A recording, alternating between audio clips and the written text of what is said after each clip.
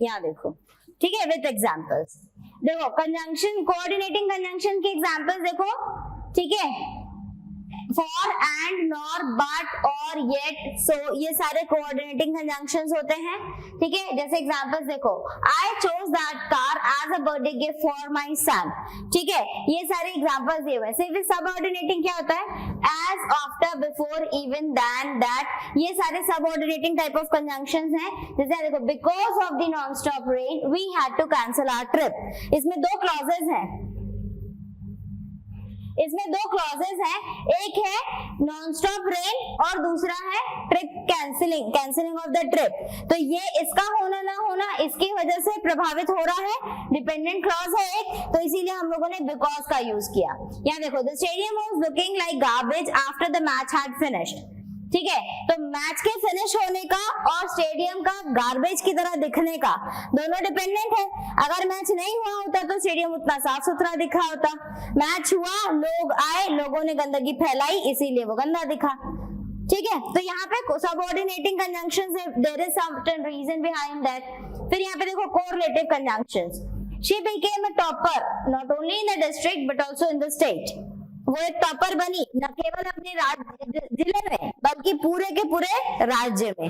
तो न केवल बल्कि के लिए ये इस मतलब के लिए यूज होता है, not only but also. Either और, या तो ये या तो वो, ठीक है, they can have either whisky और वाइन, तो या तो ये या तो वो के टर्म्स में आइदर एंड और का यूज होता है। Both my brother and I, दोनों ही, वो और मैं दोनों, तो इस कंडीशन के लिए बोथ और एंड का यूज होता है। ना तो ये ना तो वो, दोनों में से कोई नहीं, उस कंडीशन के लिए neither, neither the shopkeeper nor my friend has this game set, ना तो उसके पास है ना ही मेरे पास है। तो नाइदर नॉर का प्रयोग ना तो ये ना तो वो मीनिंग के साथ होता है, बोथ और के साथ एंड का प्रयोग होता है दोनों बताने के लिए, या तो ये या तो वो, दो में से कोई एक चूज करने के लिए आइदर और का यूज करते हैं अपन, ठीक है। और न केवल ये बल्कि ये, बल्कि वो, न केवल ये बल्कि वो भी, इसके लिए नॉट ओनली बट ऑल्सो का प्रयोग करते हैं। तो ये हमेशा पेयर में यूज किए जाते हैं, ठीक है।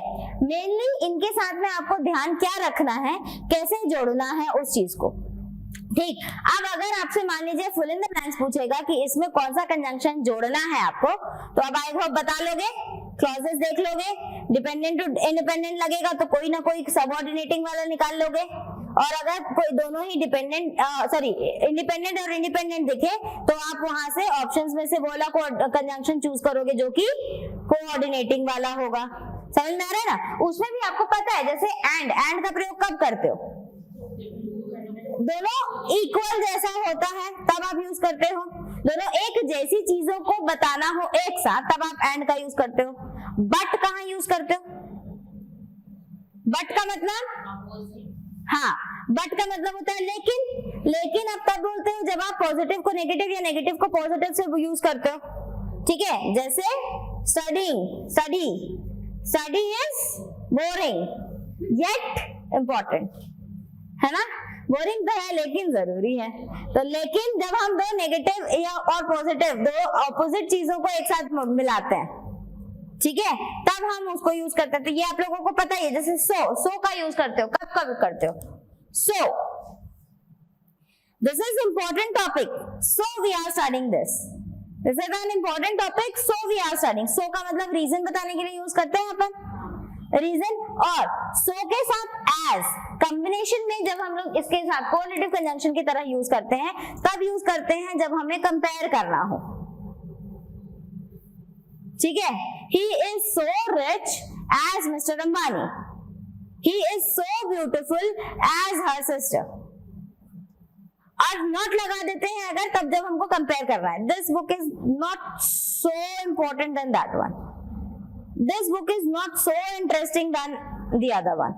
तो हमको बोला ये बुक उतनी इंटरेस्टिंग नहीं है जितनी वो है।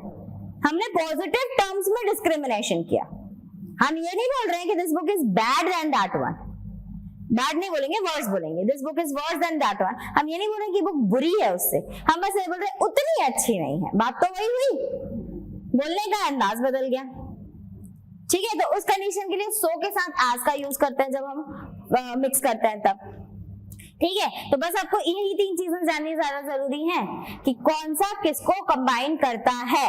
बाकी मीनिंग से तो आपको पता ही है, कंबाइन कर ही लेते हैं। जैसे हम लोग एज वेल एज यूज करते हैं, Rahul as well as his brother, का मतलब क्या हुआ? साथ ही साथ बोलने के लिए हम लोग उसका यूज करते हैं। ठीक है, तो उसको कहाँ कैसे यूज करना है वो आ जाता है आपको फिर नेक्स्ट देखें।